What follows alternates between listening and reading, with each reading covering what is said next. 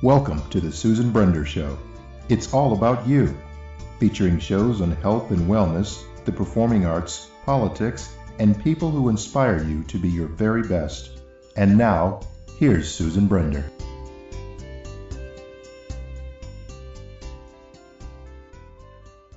I'm Susan Brender, and this is the Susan Brender Show. Today I have two guests on my show, a mom and a daughter. And the first one is Melisa Ruscsak, who's the mom, and Chyenne Ruscsak, who's the daughter. And they have a very interesting story to tell our audience, and I want to welcome them to the Susan Brender Show. Thank you for having us. Well, it's my pleasure. Now, let's talk a little bit about you, Melisa, first. And I want our audience to understand that this is a mother and daughter interview, in a sense, because I've asked Melisa to help us interview her daughter, who's a very special little girl. So here we go. Now, Melisa was born in 1982. She's a native of Lauren, Ohio. She grew up living with her grandparents, Francis and James Lasher. She attended Clearview High School as it is just a very, very good school in Lorain County. And while she was doing this, she attended the culinary arts program as well. Now, this is something that I think we need to tell our audience, Melisa. In 2011, near tragedy struck you as you began to decline. By summer of 2011, you would need to use a cane to get around. Suffering a stroke, you required craniotomy. And while you did suffer a lot, you had another second stroke, leaving you with a partial impairment of your speech and weakness on your right side. Now, after surgery, you would need to learn not only to walk again, but to speak as well, to recognize the alphabet. Oh, my goodness, Melisa, what you went through is just a travesty. So now, in 2003, you welcome the addition of your daughter, Chyenne, who we're going to interview today, who inspired you so much to put your dreams to paper. And the paper and the story that you wrote after your daughter's birth, although not published, became the stepping stone to everything else you would eventually write. Now, we're going to continue to talk, but I want to welcome again both Melisa and Chyenne to the Susan Brender Show, and thank you so much for being here. Now, let's move on a little bit, Melisa. You know, 2 years after you fell, in 2012, after a divorce, you would meet a man who changed your life. Let's talk a little bit about that and tell me what you know is the highlight of your life. Well, my husband, he's a terrific person to put up with taking on not only someone that was basically wheelchair-ridden at the time when we first met, but also taking on the responsibility of becoming a father to an autistic child. Mommy, you're trying to make me tear up. Go ahead. He's terrific.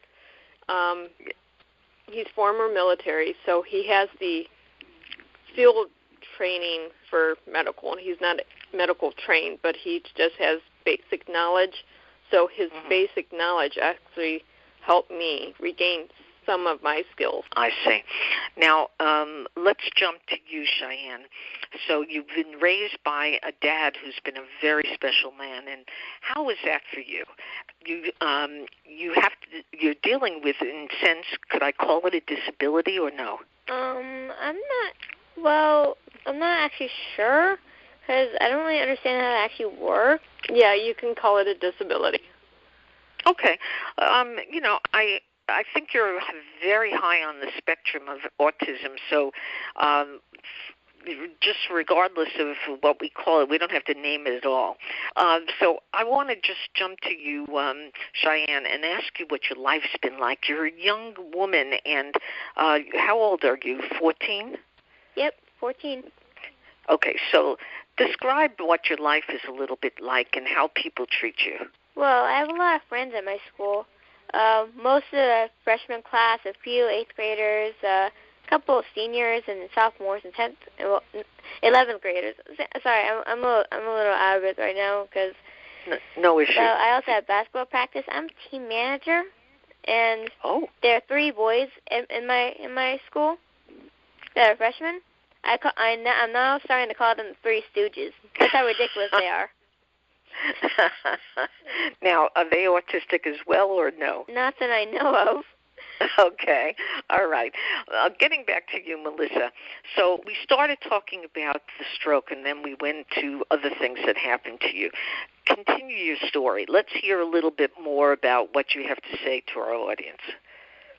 With the stroke, it was just one thing right after another. The first stroke, I had to walk with a cane. The second stroke, I had, in surgery for my craniotomy. So I don't know what that, between the craniotomy, have an allergic reaction to something for pre-surgery as well as stroke, I have impaired vision.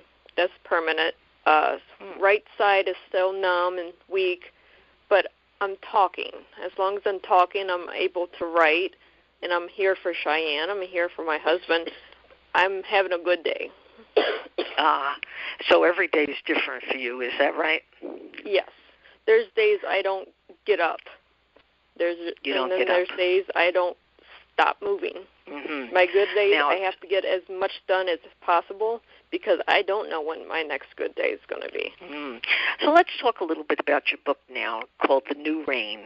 Tell us a little bit about the book and why that particular name. Well, the name in its entirety was thought of by Chyenne, who is also the editor, and it follows Princess Nisha as she comes here to her 18th birthday, and she's becoming the Queen of Dark. It's a little new age versus fairy tale and fantasy, but I keep everything in the realm where Chyenne can edit, but also understand what's going on with the story. So, Chyenne, your mother just said that you are an editor for the book and also that you participated in the writing of the book. How'd that begin for you? Did you have some sort of inspiration, something that said to you, I'm going to do this and I'm going to write about this and I'm going to explain all these different things? And how do you know how to edit? As a 14-year-old, that's pretty special, I think. Well, I have a better vocabulary than most of the freshmen at my school, including my friend Gabrielle. She didn't know what the word neurological meant, so I actually gave her the definition.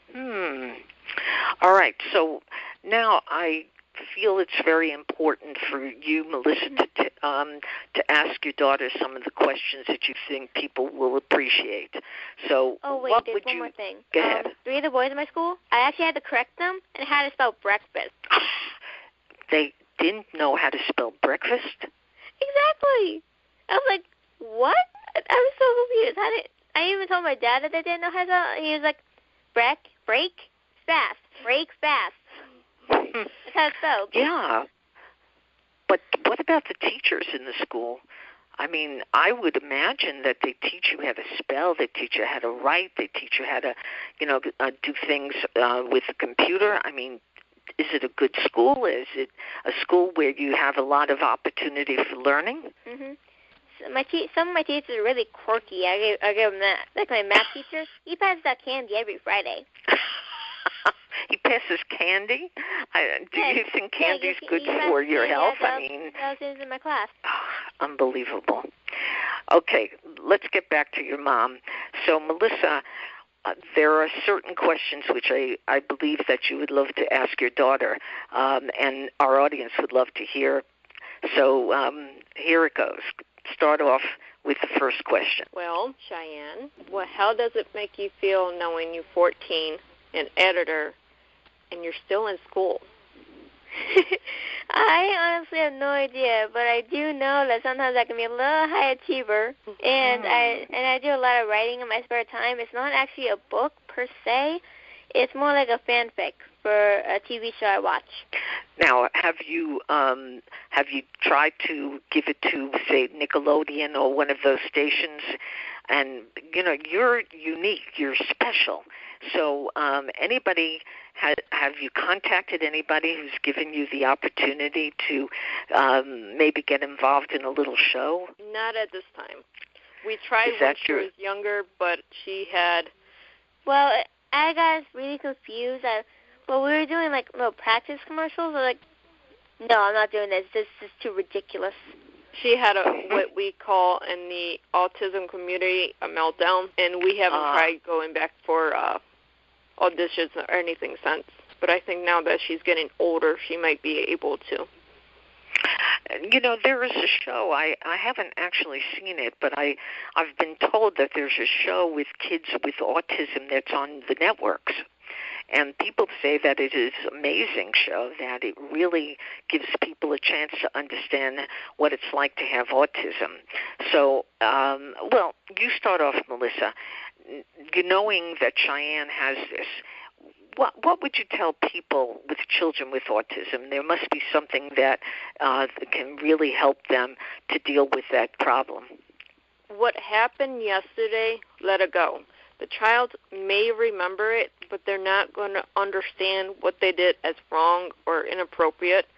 So you have to start every day as a new day. The past, you can't go back and fix it, and your child's not going to understand why you keep going back to that moment. That is one of the most frustrating pieces. And Chyenne, as a child who has autism, has it done anything in your life that has caused you to feel, well, let's just say simply not good? Well, I don't really remember some stuff, but let's rephrase the question. Has there been times when someone else has made you feel not good because of your autism? Not because of my autism, no. So what in what other way have they made you feel uncomfortable? Well, one of them actually said I was strange. I'm not really sure that actually was about my autism. I'm not actually sure that was about my autism. I'm not actually completely. I don't really know if that was actually the case. But people said I act weird sometimes. So when they say that to you, do you say, "Oh, give me a break"? You know, everybody. Fourth graders criticize me for things I've done in the past. Fourth graders. Fourth graders. Whoa. Yep. On the bus. What do the teachers say, and what does the principal say? Do they get involved in your case? Not really.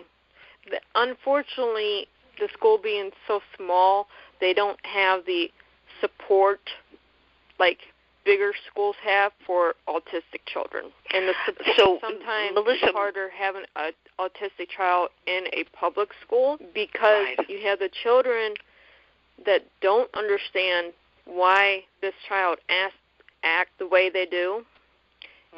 And then you have the teachers that appear to be favoring a child, give them extra time.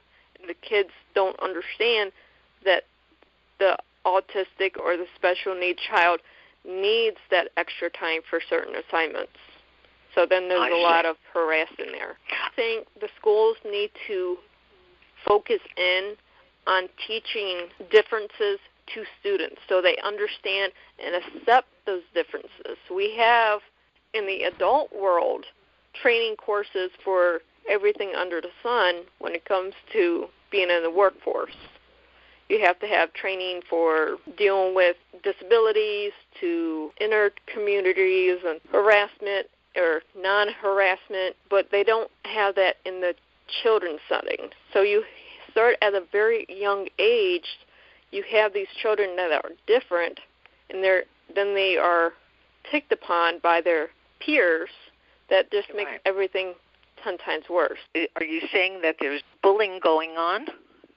Not now that she's older, but when she was younger, there was. Melissa, if you had an opportunity to change the way things are being done in the schools today, what would you do?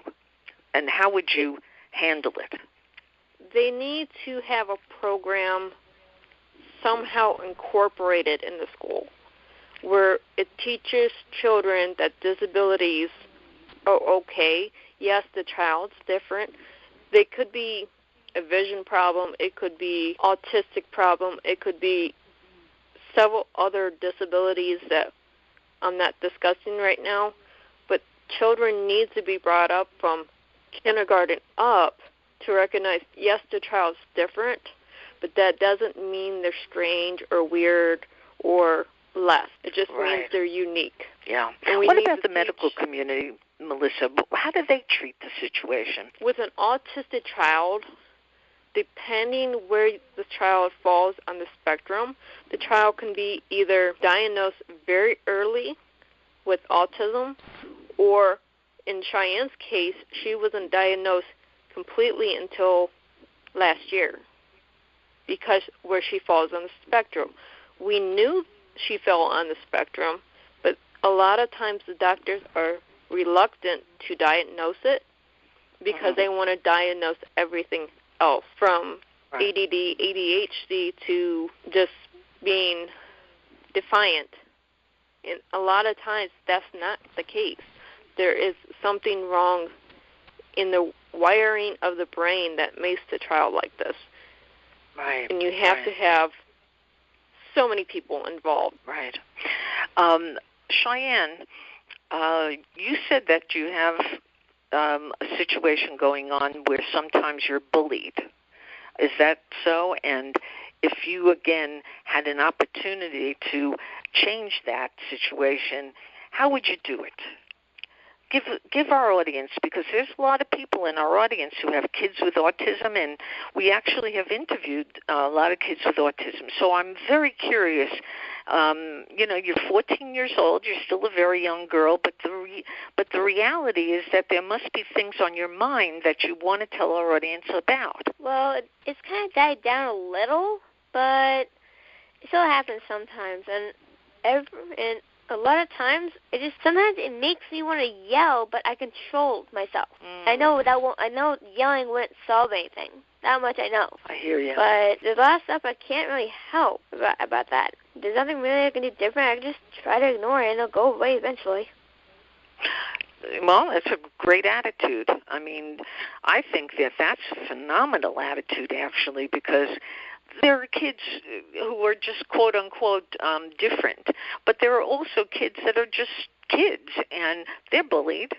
Bullying is a horrible, horrible thing, and I think that there are ways to kind of deal with that. So from your standpoint, Melissa, if you were to stand in front of a classroom and, you were a speaker, or you went to a special workshop where, again, you were a speaker, give us an idea of what you would want to say to the audience and how you would kind of deal with the notion that because somebody has special needs, autism may be one of them, that there are things that you can do to change the minds, to change the attitudes of the people. I do public speaking, and one of the things I say when I'm in front of the students, which are usually high schoolers, is if you close your eyes and you put yourself into another person's shoes, and you as yourself are telling you in this other person's shoes, you're no good, you're ugly, you're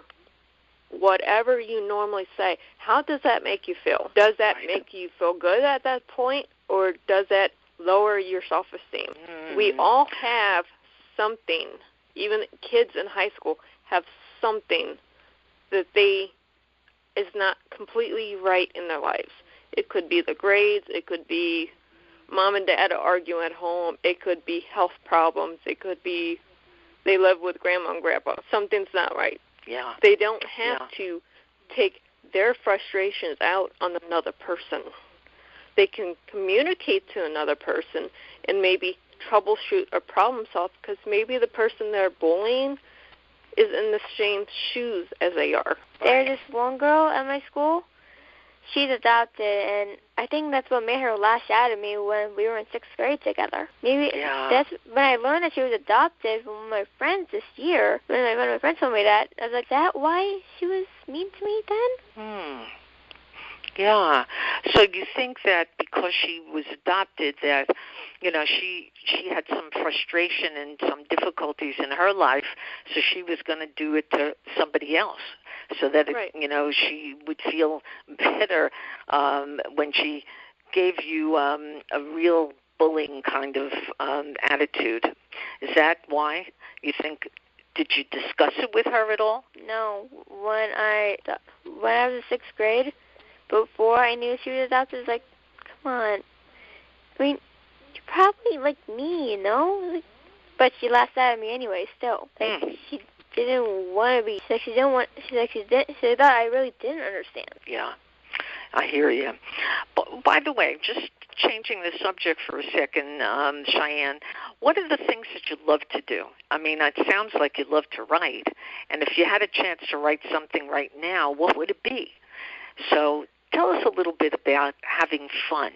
What makes life fun for you? Well, I do a lot of drawing, and sometimes I write in my notebook in spare time to put in my fanfic, and I spend so much time on that. I sometimes draw random pictures of things, and I actually drew a couple of pictures on my computer of some of my friends, a couple of boys, a couple of girls in my school. I haven't drawn all of them because I'm still trying to find all. I do most of my drawings on the computer from bases, but ones I don't do from bases, they don't look as good. So that's why I try to find as many bases. Currently, I'm trying to make a base from a screenshot that I found on the internet. So you use the computer a lot, huh? For the past 2.5 years before I went to high school, well, I was homeschooled. Oh. Yeah, I use a computer for my homeschooling. I didn't. That was after 6th grade, though. In that time, I didn't really see my friends at all until Halloween last year. I see. Melissa, let me ask you something. You homeschooled her, so would you get together with other parents with similar problems that Chyenne has? We did go out with the autism community, which is Autism Speaks or the Autism Walk, and we stay in touch with them once or twice a month when they have functions going on. And I also connected with another parent who lives close by, and I'm now babysitting for her just so she has a few minutes to breathe and not be able to work her schedule without needing to worry about where her son's at. Right.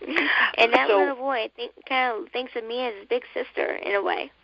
And yeah, I bet you like it, right? Because I never actually had a little brother before. I see. And it's without my basketball practice, I don't really see him much when he is over at my house. Isn't that something? And it must be so much fun to be able to have a little brother or a little sister in the house where, they look up to you and they, enjoy being with you because you're just such a sweet girl.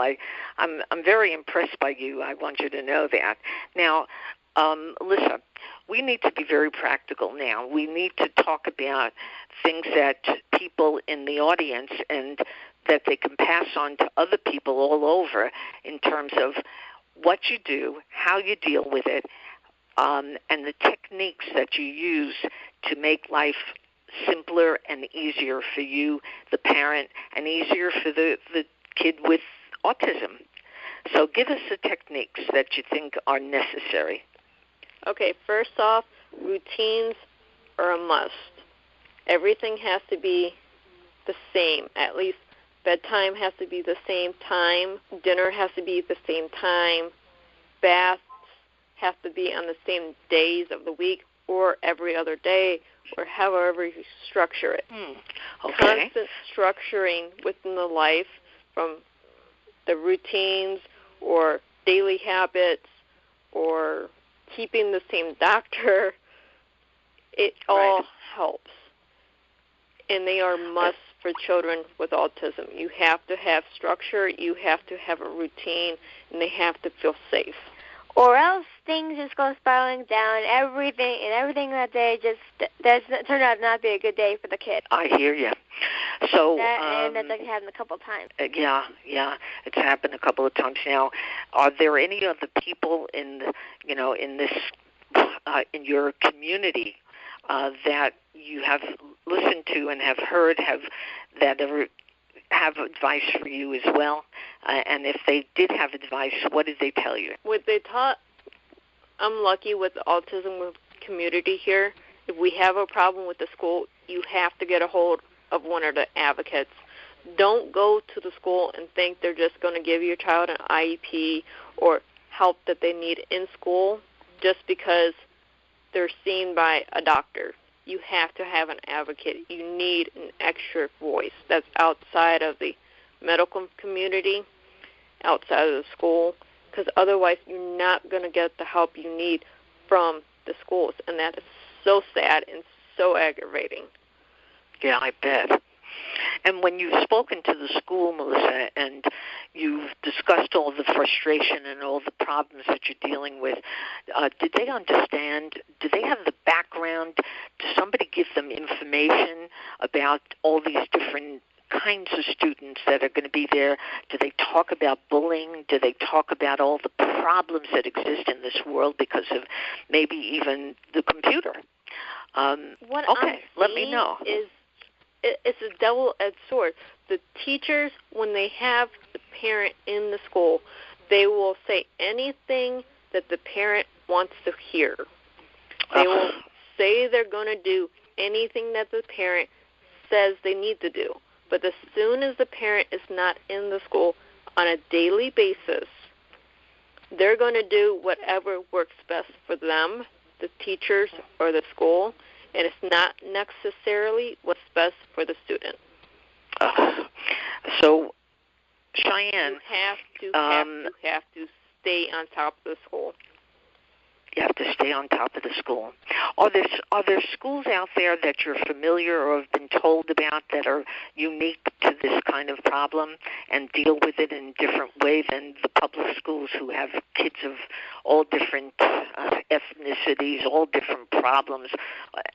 You name it, they have it. There are schools that deal with the autism community strictly for the autistic children. However, they are so few and far between, and they don't have the resources for every student in the state, nor do they have the sources to commute the child from, we're in Richland County in Ohio. The nearest autistic school is an hour and a half away. We don't have the resources to go to that school, and if we put Chyenne on a bus to go to that school, she would have to be up at 5 a.m. every morning to be at school by 7, and then come home at 6 o'clock. It's too much. There needs to be one school at least per county. Right. And there's not. There's 2 in our state. That's unbelievable. 2 in the whole state of Ohio. Yes. I think they just opened one up, but it's a center, not a school, and it only addresses the younger ones. So let me ask you this. You're involved, you said, in Autism Speaks and a couple of other organizations. Are they trying to change the way things are done now? Because obviously they have a lot of people that are part of the organization, and it seems to me that they should have a little clout. And if they went to the government or to the legislator, wouldn't that help? There are things in the government right now trying to be passed in laws to help the autistic community.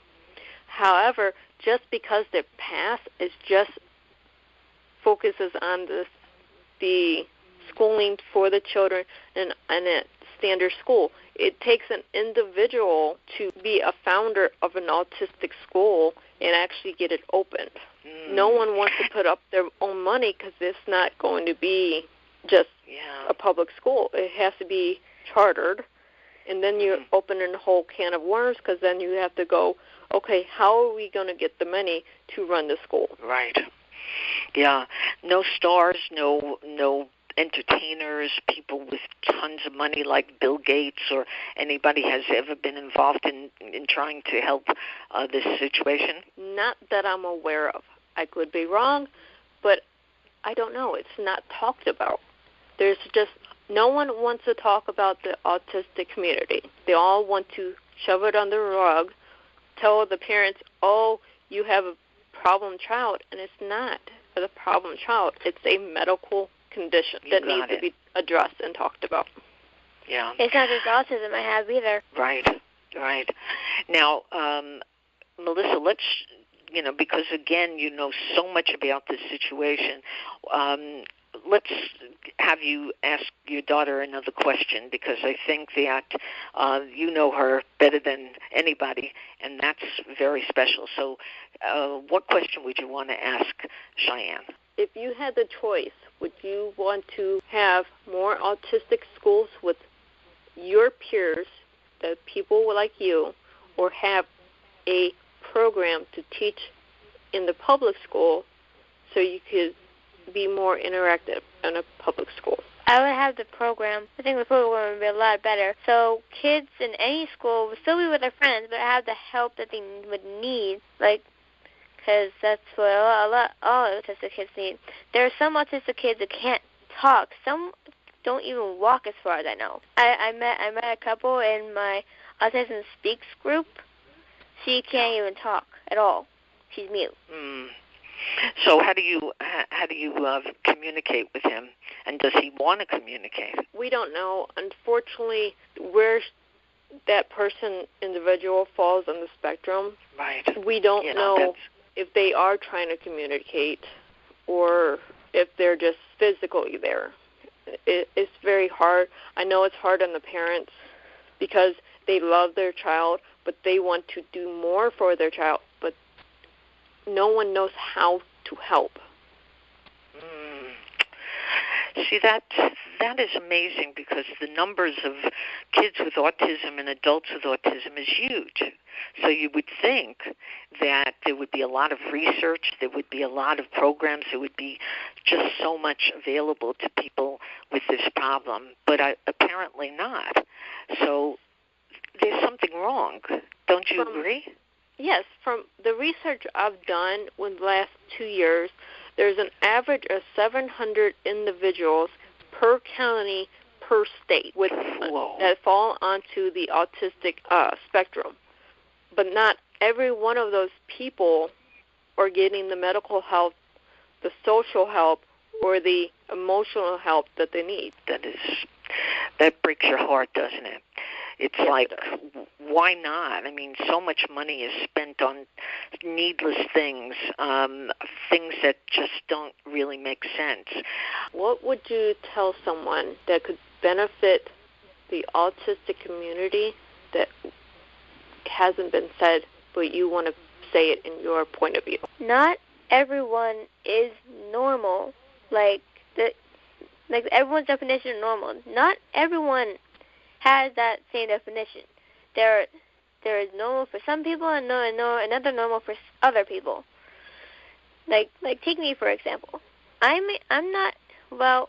Let me get my head together. I say and do things that other people don't really understand sometimes, but I've tried to suppress that a lot. But sometimes it doesn't always. Sometimes I can't always suppress it. But that's your normal. Exactly. Right. So, writing and painting and singing and dancing, do you get involved in that, and does that have a good effect on you? When my spare time, I just write in my notebook ideas from my fanfic and draw images for it. But the best thing I can draw is ponies, like My Little Ponies, so I just draw them in that version. What's wrong with that? I think it's wonderful. Has become her way of calming down. Everybody needs, Melissa. There's something that everyone needs to sometimes, stop the tapes. I call them the tapes of the mind. It's if you paint something and it's beautiful and you're looking at it and you say to yourself, wow, I can do this. So, Melissa, from your standpoint, what would be the thing that you would want to do that would make you feel so happy? For me, it's writing or doing graphic design. That is my me time, my self-preservation time. So I guess being an author, that works out great for me. Okay. Well, I believe that. So now, is there a book on the horizon or anything new that you're going to do? I mean, and I want you to tell the audience a little bit about what you have written and how they can get a hold of it. I have The New Reign of Light and Dark. Dark is spelled with the E at the end. and that is intentional. That one's on Amazon right now. Book 2, which is the prequel to Of Light and Dark, The New Reign. It is called The Fallen of Light and Dark. Will be out Black Friday of this year. For those who are international, Black Friday is November 24th this year. That's great. I'm currently working on the third installment, which fills in the gap between The Fallen and The New Reign. Sounds like it sounds like stuff for a movie. I would love to see it in a movie. My fan base would love to see it in a movie. Yeah. Yeah. And what about a documentary about you and Chyenne and all the things that you're dealing with? Because that would be fantastic for people to see, especially since there are so many people. I would love to see that as a Lifetime movie, because really, between me with my medical history with an autistic child, that is a made-for-Lifetime TV movie. I just see it. I bet. Have you reached out to anyone to help you with that? Not at this time. I'm just so overworked with everything else. I don't have time right now to even focus any energy on a documentary. Yeah. Or even. And do you have people? Is your husband available to you, and you have a big support system? He is very proud of me with my books and my whole crazy world that I'm creating. It sounds like a crazy world, but a happy world, and a world that maybe people, can say, wow, look what she's dealing with, and yet so much gets done. And to Chyenne, the same thing. She's 14 years old, and she sounds like an adult already. And I have the highest regard for you. Now, last but not least, Melissa, I'd like you to ask a couple of questions that you think are important for our audience to hear from Chyenne. Questions that you know that other people are probably asking but haven't gotten the answers to. I know we talk about it a lot, what works to help you so you don't have meltdowns. Can you explain that to the audience? Sometimes the meltdown is when I I'm not really sure how it exactly works, but other times some meltdowns I kind of lose my temper a little, other than sometimes it's more of a lockdown than a meltdown. I just sit there if you heard of Five Nights at Freddy's, I look like Golden Freddy sometimes when I do that. But how do we help you so that doesn't happen, so you don't get to that point? That only happens if I get really overwhelmed. When things happen too fast and there's so much going on. Well, give us an example. What do you mean by that? Things going on. Okay. Well, at Easter time, I went to a little Easter egg hunt preparation with my Leo club, and there were 200, 300 little kids running around. I was sitting against the wall of the elementary school, looking like Golden Freddy. I was staring at nothing. Yeah. Does noise bother you? Yes. What are the other symptoms that set you off? Well, bright lights in my eyes. That I'm like a deer in a headlight, very much when that happens. That bothers you. Okay. And what about food? We haven't. I know this may not be so a part of our discussion. Should not always be about problems, but is there a special diet that would help? And Melissa, how do you cook for your family? Is it just the plain old stuff, or is there something special as well? See, I cook with my culinary arts background. I come up with food for my husband because he has a lot of food allergies. So everything has to be prepared to work around his food allergies. Then Chyenne has her staple foods like chicken nugget, pizza, peanut butter sandwiches. No jelly. Butter spaghetti, Alfredo. Those are her staples, so she gets that for dinner. My husband has his dinner, and then somewhere between the two, I'll give myself something to eat. sometimes I eat. And what about veggies and what about fruit? Fruit, we keep bananas and apples and stuff in the house, but Chyenne likes her apples that I have to peel. She's not allowed to use a peeler. Anymore, at least. Yes. Then she can't have strawberries, so I have to make sure if anything that's fruit-based doesn't have strawberries in it. I see. Yeah. And anything that you think is good for the brain? Carrots, which we give her carrots all the time. Okay. All right. There you go. And last but not least, I always like to give my guests the last word. So, Melisa and Chyenne, what would you want to tell the audience as we finish the show? Never criticize someone if they're different. That only makes things worse. Okay. That makes a lot of sense. Or look inside yourself, and before you say it, do you want that phrase, that sentence said to you? Right. Absolutely. So if they want to get in touch with you, Melisa, how do they do that? And if they want to also speak to Chyenne, is there a way for them to do that as well? Because you guys are both inspirational, totally inspirational, and I'm really pleased that you've been on my show. So give me the last word, Melisa. To reach me or Chyenne would be the same Facebook account as MLRUSCSAK, and that's my author's page. You can contact me there. I can answer any questions. I'm free to answer questions about Chyenne. Chyenne, if you address it to her, I'll make sure she gets on there and answers it herself. So that's fantastic. Well, it's been a real pleasure to have the two of you on the Susan Brender Show, and I hope if you ever want to come on again, you would just let me know, because I think what you're talking about is very inspirational and people need to hear it. So thank you again, both Chyenne and Melisa. And thank you for having us. Mm-hmm. Thank you for listening to The Susan Brender Show. To be a guest, email sebrender@yahoo.com.